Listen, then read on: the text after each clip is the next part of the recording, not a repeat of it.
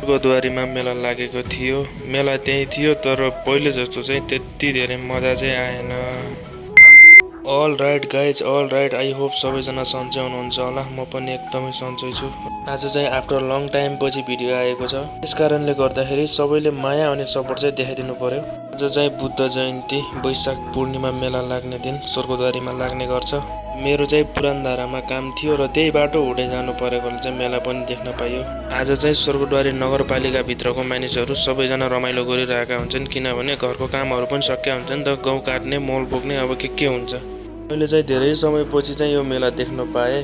धेरै परिवर्तन पनि आएको रहेछ। पहिलेको टाइममा चाहिँ जहाँनिर पसल राख्दा पनि केही पनि हुँदैन थियो।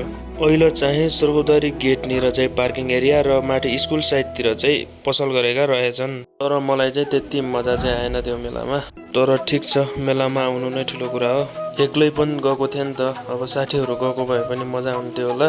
मान्छेहरू बजारमा अलि कम मात्रामा थिए।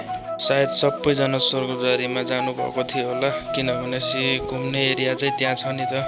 यहाँ बजारमा चाहिँ खाने, किनमेल गर्ने र यताउता हिँड्नको लागि मात्रै हो मानिसहरू देखे। कामबाट आए अनि त्यसपछि एकछिन मेला हारे अनि त्यसपछि चाहिँ फर्किने निदो गरे। र यति भन्दै आजको भ्लग यहीँ इन गर्न चाहन्छु। आई होप हजुरहरूलाई पनि मन पर्यो होला। माया सपोर्ट चाहिँ गर्दै गर्नु। By by.